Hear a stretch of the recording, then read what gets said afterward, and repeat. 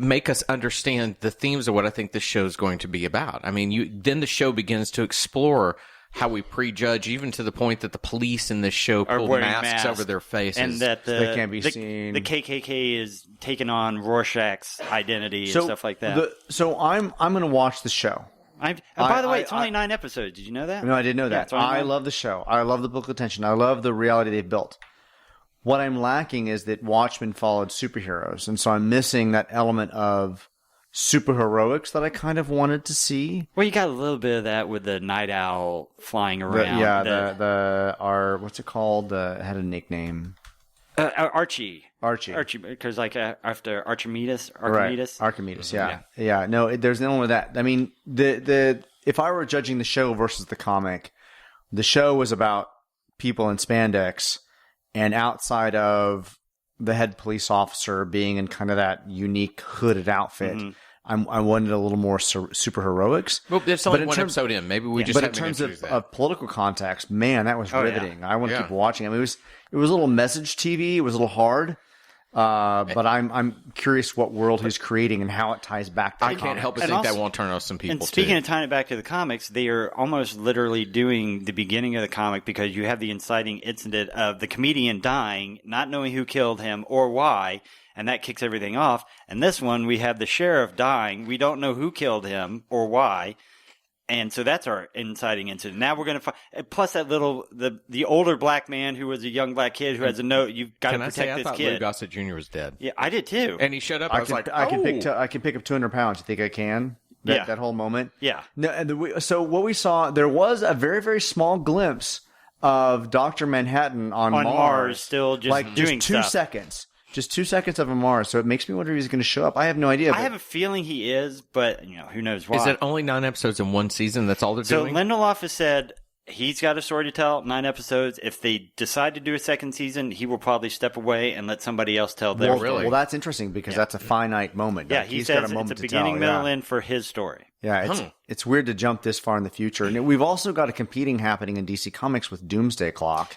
If that ever ends. In which, it's going to just order. Have they announced? Yeah, the last issue is in December. Okay. Weren't there some TV footage type things? And forgive me, this is where I don't know the depth of Watchmen, but a character like Hangman or something like that. He was. He's on a TV in the background. The Hooded Justice is his name. Well, they're doing that. Where are they now? Kind of documentary stuff on TV, so you get glimpses of like these characters. It almost makes you feel like outside of Manhattan that the superheroes have abandoned the world. It does. It does look like that. Well, technically, in 85 or something like that, they introduced the Keene Act, which is supposed to outlaw all masks and everything. And that's when Ozymandias came out and all that. And that's when comedians started working for the government and everybody else kind of faded away. And that's supposed to still be in effect. So technically, superheroes are illegal. So do we have a little more understanding about this reality because we've read the comic book? I think this is supposed to be a sequel to the movie. Do you? But with more comic book elements thrown in, like having the pirate's flag. I read it was supposed to be a sequel to the comic and not the movie. See, because let me tell you this way. They put, just like they did in the back of the comic books, the original ones with the supplemental material, depending on what it is, they released some stuff online that's their supplemental material. And in it, they talk about when Dr. Manhattan left Earth and the explosion happened. Then 2 weeks later, there was an interdimensional incursion, and that's when some squid thing came through. That happened after the Manhattan thing that already blew up all the cities. So they're using the movie, but they're starting to fold the comic book in. Maybe that's why the squids are.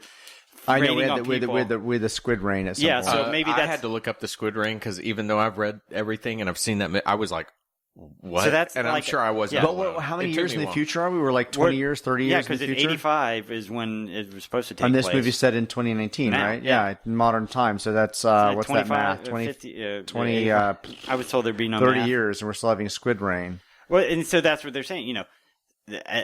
Did Ozymandias also have this alien come through, or is that something because of Dr. Manhattan, or who? I have a feeling we'll find out, but who knows? I mean, the costume of the lead character is very evocative of the Watchmen in terms of her style. Oh, yeah. And the police officers pulling the mask up over their face is very evocative of the style. What I'm fascinated by is they're moving into this idea, which is more modern, of white supremacy. Yeah. And I'm curious what Lindelof is trying to say about modern culture, or just about culture in general, because that wasn't necessarily a direct theme of Watchmen. Yeah.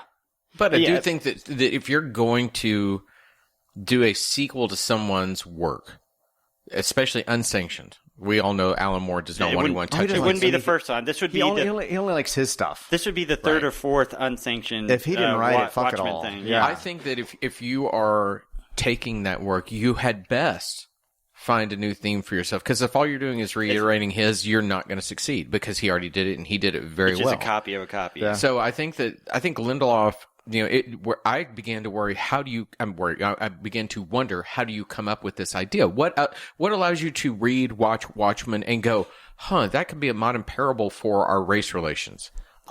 So it has the name Watchmen on it, and it's based upon Alan Moore's book Watchmen. It's set somewhat in the future, at a future point in time.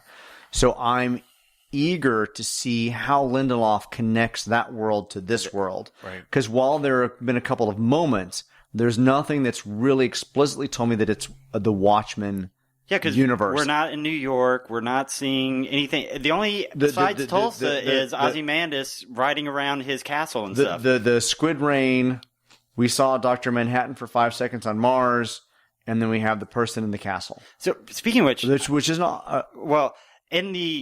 when they were going to San Diego Comic-Con or something like that, they were announcing everybody that's going to be on the panel, and Regina King is this person, and then for Jeremy Irons, they put under it, you know who he is. They didn't put his name. They literally said, you know who he is. Oh, yeah. All right. I was assuming that was somebody else. That being said, I don't know if you noticed. Well, hang on. As a neophyte to it, who is he again? So, do you remember in the movie, he was the guy that had the fortress in the snow, who set off everything. He's like, I did this 35 minutes ago. Oh, okay. That's who Jeremy Irons is supposed to be. Oh, I didn't realize that. So, I don't know if you noticed, whenever Jeremy Irons first shows up and comes riding up, he gets off his horse. There's a guy that comes up to get the horse that they deliberately keep his head away from you seeing it. I have a feeling somehow he's cloned himself and he is there running his own empire behind the scenes while his real body is getting old and starting to die. Interesting. Because he's made Bubastis his cat, and he knows how to make teleportation devices. I think he's cloned himself, is going to let Ozymandias come back and then die, and then he's going to be behind the scenes doing shit again.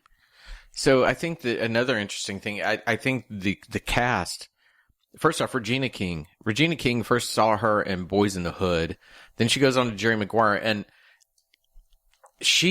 and I don't mean this at all from a male to a female, I find her so attractive as a person, as an actor. She is just, every time she is in something, I'm like looking, because oh my God, now, if Bill Street could talk, did anyone see that? I did not. So regardless of gender, any actor that is commanding is almost automatically attractive. She was in 227 as well. I didn't realize. Like if you were a commanding presence in a scene or a moment or whatever, you're almost I'm attracted to you. Not necessarily a sexually attraction. And that's what I was trying to convey. You're commanding. I admire this. This is amazing. I want to be that. I want to know you. I wanted to use the word that she's attractive to me, and it has nothing to do with. She's commanding. Physical. She's commanding. She takes over the moment. She's in that show, and I was like, holy shit! What's the guy that was in Fargo that's in this? Timothy Blake Nelson is. Yeah. I love that dude. Couldn't watch him a minute when she was on the screen. Yeah. I was just like, I can't take my eyes off you. And if you ever go watch If Bill Street Could Talk, what she won the Academy Award for, a mother who is willing to do anything to get to the truth of what's happened. There is one shot alone in that film where she's simply walking straight to the camera, and we know she's going to confront something that's haunted her. It was the best moment in cinema that year because of her. She's a stunning actress. I was also really glad to see Don Johnson again. I think Don Johnson's unfairly unused. I was a little surprised. I thought he might be around a little longer. But I have a feeling we'll get flashbacks and stuff like that, because we have to find out who this boy is and why we have to protect him, and why is he there whenever Don Johnson's strung up. The show was so compelling that if life will allow, I will watch the first episode again before I watch the second one tonight. Just because, tonight? Yeah. Oh, well, yeah. I mean, it's in 2 days from now. Well, by the time everyone hears this, we'll actually be on the day that you're going to watch the third episode. Yeah. Yes. But it is that one of those. It's a dense show to where you just like you guys have now opened up for Jeremy Irons, I now need to go in knowing he's that character. It's a good show so far. Yeah. Pretty impressed. I'm going to see what IMDb actually says for his role. If you actually look, I already did that. He has the name and then it's / Adrian. Adrian is the first, then it's / to the character. Ozymandias. And This is Adrian. Yeah. So, yeah. But see, I still think there's going to be clones. Adrian. All right. I think with all the chance of Adrian, that may be the end of InBetween. Oh, yeah, it says Adrian Veidt. We didn't talk about the 8 million things we talked about over the last week about dumb shit that was... Dumb shit? We talked about random things. Well, that's the problem. We said we weren't going to talk about Trump today. What did you want to talk about? No, we talked about remembering people's names. I don't remember that.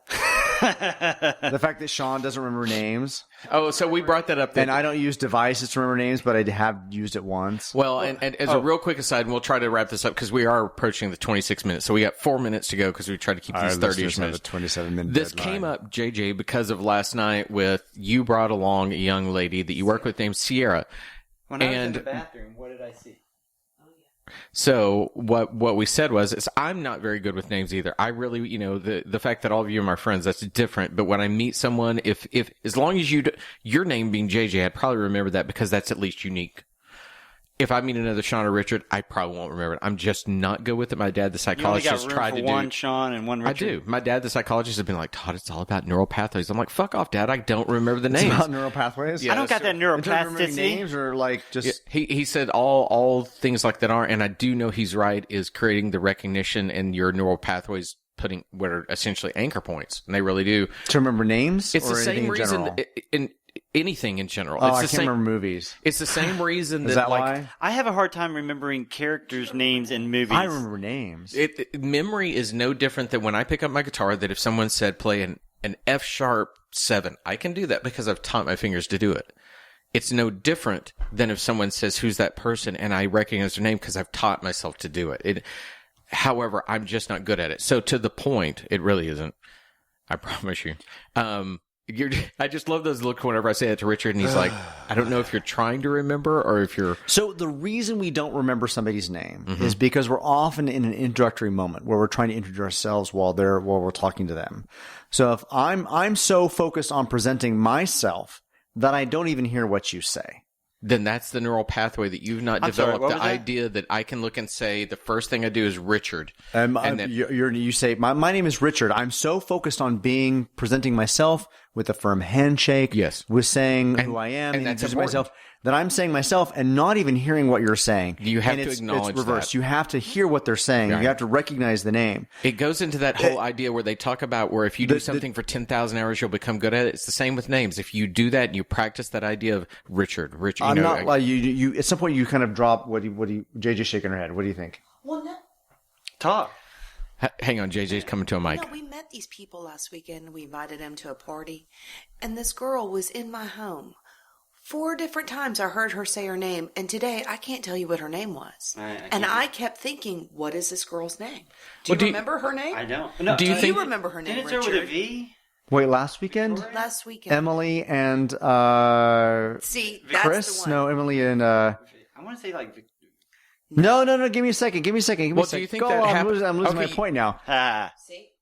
Do you think Emily that comes to the fact that the person, did she not make a distinct impression upon you, and therefore you didn't correlate the two together? I think we knew we weren't going to ever see her again after that night. So I think there's something to that too. I think we're dismissive, and therefore we don't I don't know think I it remember through. Emily, though. Because... So to tell the story while Richard JJ talked about her. So last night, this young lady being Sierra, I will not forget her name because it's unique. And I even told her, I said, because one of my favorite beers is Sierra Nevada, therefore it's an immediate recognition. I get you. And she also had green hair. So she was a very, I don't want to say unique, but she was not a milquetoast person that I can easily go, pfft. However, I said to JJ at that point, I said, where's Shelly here? Shelly, my wife, could not go last night. Where's Shelly there? Shelly would have said, Todd is the absolute worst at names, because we'll walk in and I'll meet people. I'm like, hey, and I know I'm not, and I think it's almost that panic that hits me that it sets a roadblock. Therefore, I don't create that. And I panic. Now, the funny thing was that JJ said, okay, Sean moments before had told me about Heather. I'm sorry, what's Heather? Pelican, who's going to clean your house today. She's cleaning it right now. Moments before Sean and Gunn,